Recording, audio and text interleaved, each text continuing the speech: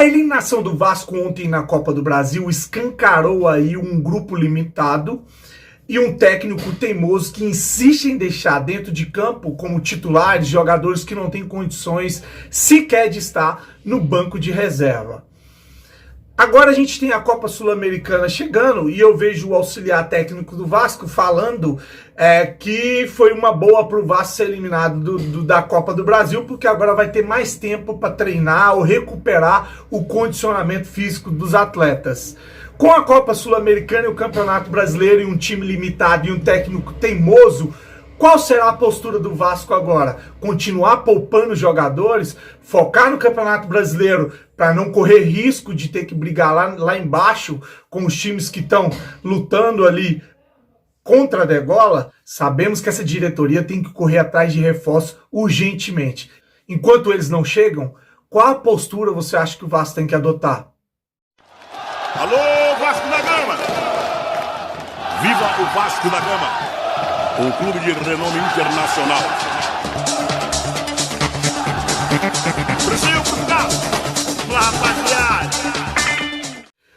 Fala galera vascaína, Thiago Fontes de Brasília, isso aí, o Vascaíno do Cerrado, trazendo mais um vídeo pro canal. Para você que conhece, eu conto sempre com o seu joinha, seu like, que é fundamental para esse canal continuar crescendo e ser indicado na plataforma do YouTube. Para você que tá chegando a primeira vez, te convido a assistir os vídeos, falo de política, futebol, bastidores. Se você gostar, apenas se você gostar, se inscreve, compartilha, tamo junto, vamos pra notícia. Depois de um dia de eliminação, é muito triste, é muito doído, a ressaca do dia seguinte, ainda mais da forma que a gente foi eliminado, que era uma forma muito previsível.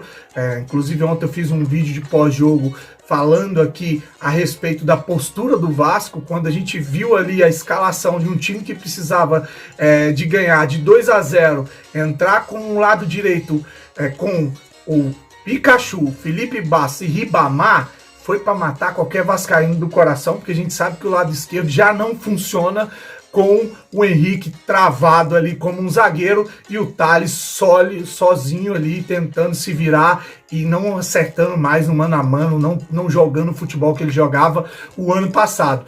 Eu quero deixar aqui só um recado importante a respeito desse pós-jogo que eu fiz ontem. Muita gente falando, mas você tá falando aí do Neto Boys, ele entrou e errou, quase entregou o gol. Gente, vamos pensar no seguinte, tudo bem. Quando a gente for avaliar um jogador, ele tem que ter jogado pelo menos 20 minutos, um tempo. Você colocar o cara faltando 4 minutos para acabar o jogo, frio, já sabendo ali que o Botafogo já estava segurando, retrancado para não tomar gol, o time do Vasco entregue, absolutamente entregue dentro de campo, e o cara entrou no mesmo nível dos jogadores que ali estavam, né? Então, assim, eu queria que ele tivesse entrado como titular, para ver qual seria a postura do time do Vasco. É uma postura mais agressiva, ofensiva, isso que faltou, vontade de ganhar. Isso aí, a comissão... E outra coisa, outro detalhe, muita gente fala, mas não é o Ramon que estava lá. Gente, era o time do Ramon. Aquele time que você viu em campo é absolutamente o time do Ramon. Inclusive tinha um rádio comunicador ali, não sei se era ele que estava passando instruções. A comissão técnica, ela trabalha um time e aquele time é o time do Ramon. Daquela forma que ele joga, com o Pikachu, com o Bastos, com o Ribamar, com o Henrique, com o Thales, enfim, essa é a maneira. Me perguntaram uma coisa que eu achei interessante na live do Vascaíno Sincero, meu amigo lá, até agradecer a ele, acabei de participar de uma live lá, vou estar na torcida vascaína agora às 11 horas, me perguntaram o seguinte, se eu manteria o Thales como titular. Cara, o Thales no time, no esquema do técnico Ramon, ele não está se encontrando em campo, ele não tem jogado muita bola, ele não tem jogado bola, na verdade. Um dos pontos fortes dele era o mano a mano, ele era um jogador que passava com muita facilidade no mano a mano, e ele está encontrando uma marcação mais dura e ele não está conseguindo desenvolver nesse mano a mano, e o time não tem um esquema ali de jogar aproximado para que ele colabore como uma equipe, um grupo, fazer um 2, uma tabela, chegar ou mudar, ir para o meio de campo. Não, ele joga isolado. Então Para esse time do Ramon, a minha resposta é banco pro Thales Magno. Aí você pode botar ali o Catatal, que entrou bem no segundo tempo. Ele no mano a mano tá tendo mais sorte. Ele tá passando e tá fazendo, assim, ele chega na linha de fundo, ele tem sido mais agudo, mais ofensivo, mas aí é só uma questão de opinião. Não sei se ia mudar o panorama dessa situação do time do Ramon. Acho que o problema é você entrar com 3 jogadores a menos ou 4 jogadores a menos dentro de campo. Enfim, eu vim aqui falar sobre a Sul-Americana, como você viu aí na chamada. Vai mudar o formato da Sul-Americana, vai passar provavelmente na Bandeirante. A Rede TV estava brigando ali para tentar os direitos, mas a negociação esfriou, a Band tomou a frente do negócio e provavelmente a gente vai ter o Vasco na Sul-Americana na Rede Bandeirantes. A partir do ano que vem, muda o formato também. Para que a Sul-Americana tenha mais atratividade, para que consiga fechar planos. Quando você fecha um pacote para assistir jogos da Sul-Americana, seu time é arriscado sair no mata-mata da primeira fase. E isso vai mudar a partir do ano que vem, vai ser grupo, igual a Libertadores, vai ter grupo, depois classifica os 2 primeiros, aí que começa o mata-mata. Então, a partir do ano que vem, a Sul-Americana vai ser diferente desse ano.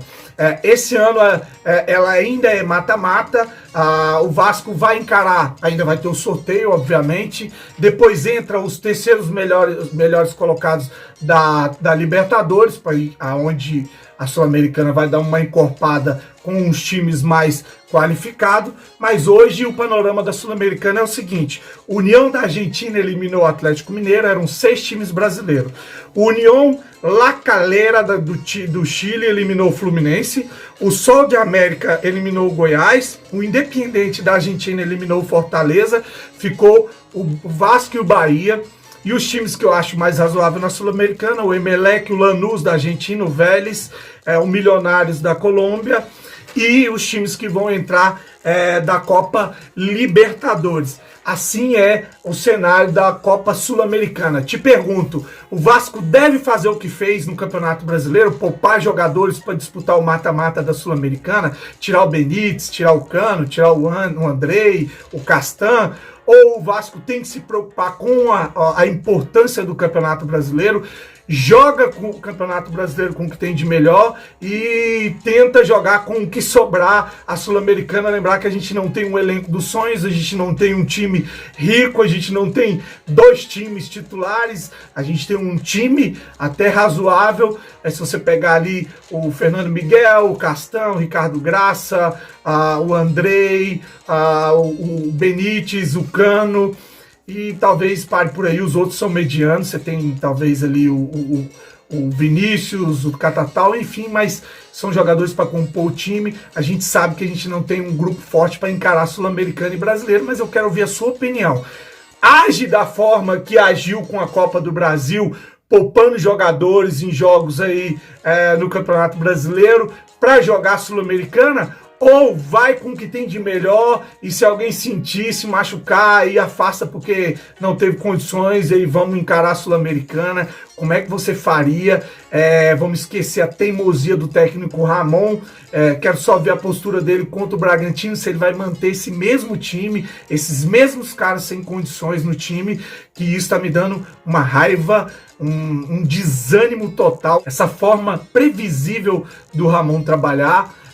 Então, quero observar aí como é que vai ser contra o Bragantino para ver se realmente é sem condições o técnico Ramon no Vasco da Gama. Mas eu quero saber de você o que o Vasco deve fazer com relação à Copa Sul-Americana. É o único meio da gente ganhar um título esse ano? É muito difícil? É melhor focar no brasileiro? O que você faria? Lembrar que aqui eu não falo de contratações, eu falo que deveria contratar, embora o técnico, o presidente Alexandre Campelo anunciou que estão atrás de reforços. Eu só falo se concretizar para a gente não ficar aqui especulando, gastando tempo com coisas que eu acho que não são relevantes. Se contratar, eu venho aqui e falo, e aí vai ser bacana. Então deixa seu recado, deixa sua opinião, o que você acha que o Vasco, qual é a cara que o Vasco deve ter aí para o resto, para a Sul-Americana, para o Campeonato Brasileiro. Ramon deve continuar o trabalho. A gente acha que, mesmo ele sendo teimoso, tem que ser ele, ou ele tem que mudar essa postura dele teimosa. Se a torcida estivesse em campo, talvez o Vasco teria uma outra, nos estádios, aliás, o Vasco teria uma outra postura. Então é importante ouvir aqui a sua mensagem, ouvir o que você acha de tudo isso, mesmo chateado com essa derrota, com essa eliminação.